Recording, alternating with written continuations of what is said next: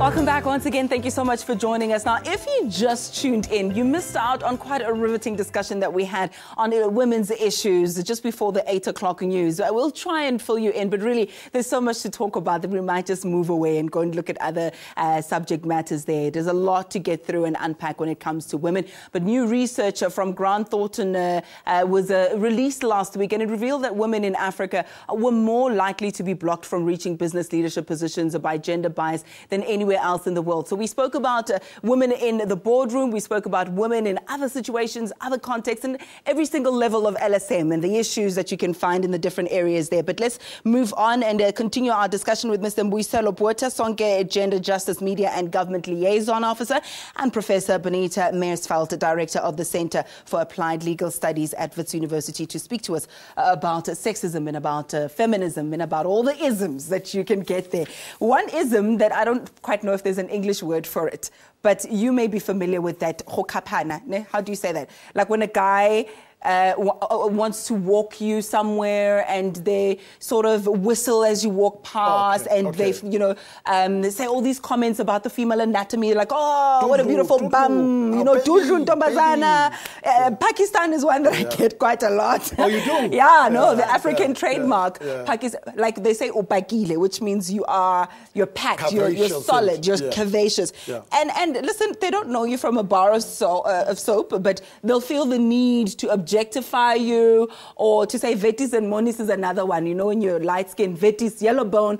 And it's supposed to be given as a compliment. And I understand some women might like that because it means, I look good today. I'm appreciated. But for others, this is unsolicited attention. He doesn't know you from a bar. You don't know me. Why do you want to insist to walk me somewhere? And if I say no, and then they're like, oh, and then you turn around, and all sorts of things.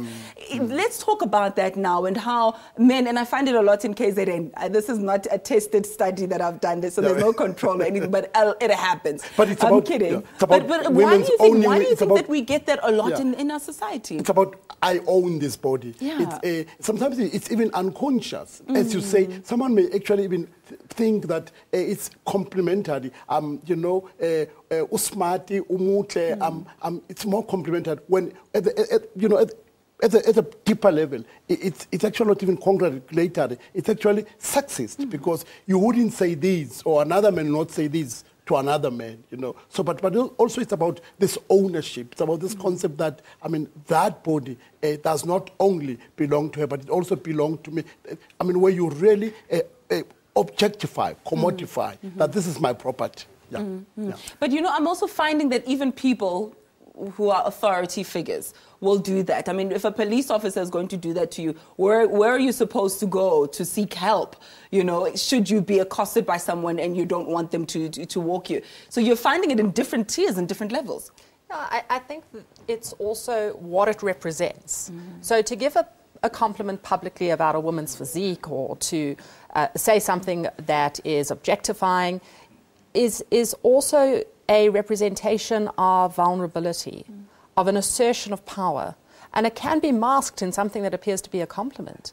But latent behind that is the realization that you're vulnerable to that person's power, that something may happen to you, something sinister.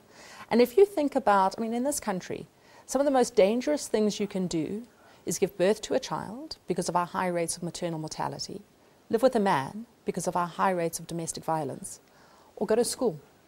And for girl learners in South Africa, it's often more likely that you'll learn that you'll be raped than you'll learn how to read. So this is the phenomenon in which we experience, and women experience, this kind of compliment or this kind of overtures. And really what is at the heart of this is a lack of dignity and respect. A dignified engagement, an equal engagement, would see people being respectful and perhaps even complimentary. I don't think we need to eviscerate this notion of being kind to one another and complimentary to one another, but we need to do it without this overhanging, insidious notion of fear of what does it actually mean, as Mbuyiselo says. Is it because he's trying to assert some kind of ownership over me, or is it because he's been a decent person and saying, please, after you, or this is my opinion of you're an intelligent person, you look well.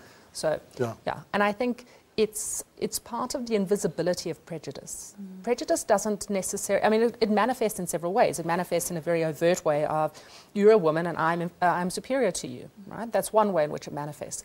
But the more problematic way in which it manifests is in the insidious and invisible ways in which we, perhaps men around a table, will speak to each other.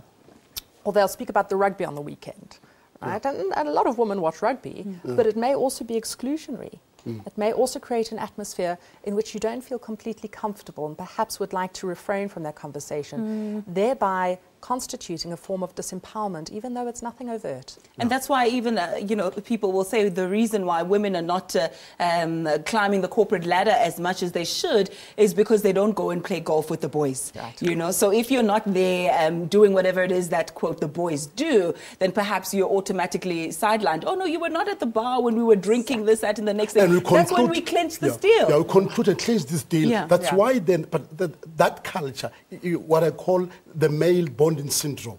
I mean, that culture, but it permeates all spheres of our society. But you see, it starts in what one could call, we would say it's small things, the chit-chat, the sexist jokes, all of them. But they then graduate. That's why then, in fact, when they say we meet at the golf club and we do all of this at the bar because you're not there, but the reality is that she has to go and cook.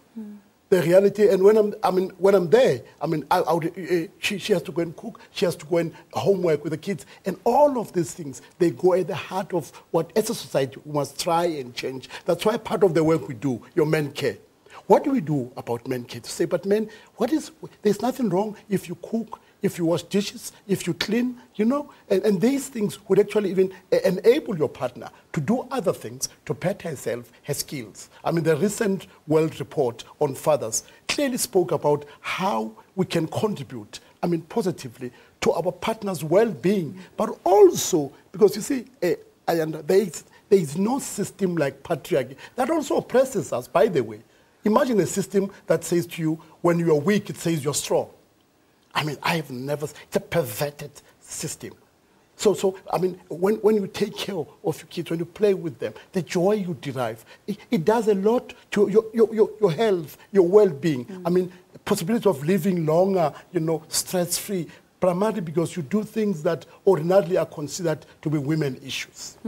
Let's speak a little bit more now about sort of the undertone, the messages that we send through subconsciously. Perhaps there was a tweet from a political leader whose name I will not mention because it's not really about him or her, but it was a he in this case, and he was making a comment against his political opponent and referred to him as a sissy, sister so-and-so, and that person was a man. So, what message was that sending? It said that you're a weakling, you're a woman. So things like you run like a girl, you're such a woman, you're a sissy, etc. Says that the feminist qualities are inferior. What sort of messages are we sending out, perhaps subliminally, as leaders in various industries about what women are about?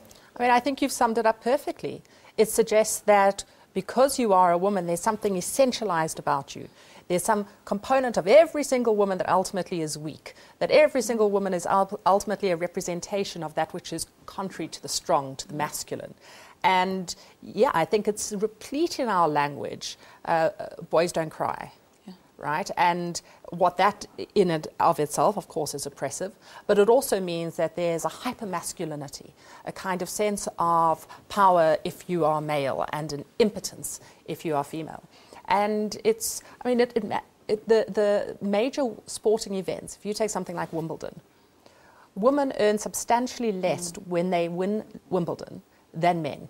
And there is no explanation for it. There is no justification for it. Part of the justification is they say that not as many people watch the women's final as the men's final. But that's a fiction, because a lot of money goes into promoting the men's final.